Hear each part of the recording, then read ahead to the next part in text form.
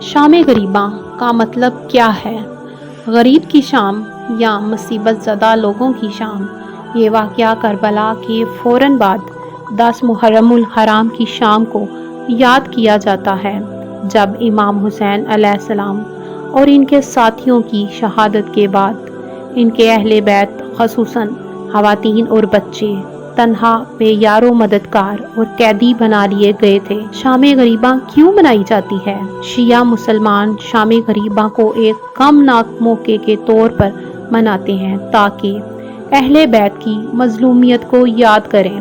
امام حسین کے بعد ان کی بہن حضرت زینب، بچوں اور باقی بچ جانے والے افراد پر جو ظلم و ستم ہوا اسے یاد کیا جاتا ہے۔ خیام، خیمے جلا دیے گئے، بچوں نے بھوکے پیاسے اور خوف میں رات گزاری، غم اور سوگ کا اظہار۔ یہ شام انتہائی سناٹے اور غم میں گزار دی جاتی ہے۔ کوئی ڈھول یا سینہ زنی نہیں ہوتی، بلکہ ایک خاموشی، ماتم اور نوحہ خوانی کی جاتی ہے۔ درس اور صبر و قربانی۔ حضرت زینب اور دیگر خواتین نے عظیم صبر کا مظاہرہ کیا۔ اس رات سے یہ سبق ملتا ہے کہ ظلم کے خلاف ڈٹ جانا اور دین کے لیے قربانی دینا کتنا بلند عمل ہے۔ شام غریباں کے موقع پر کیا ہوتا ہے؟ چراغ بجھا دیے جاتے ہیں، اندھیرا کیا جاتا ہے، خاموش ماتم کیا جاتا ہے، مرثیے اور نوحے پڑھے جاتے ہیں، حضرت زینب کے خطابات اور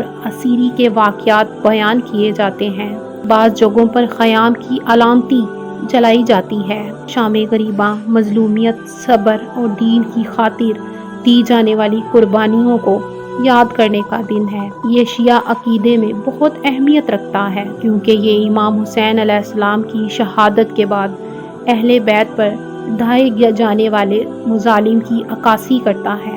ناظرین، اگر آپ کو ہماری ویڈیوز اچھی لگی ہوں تو ہمارے چینل کو لائک اور سبسکرائب ضرور کریں اور بیل کے آئیکن کو پریس کرنا نہ بھولیں تاکہ ہر آنے والی خبر سے آپ باخبر رہ سکیں۔ شکریہ۔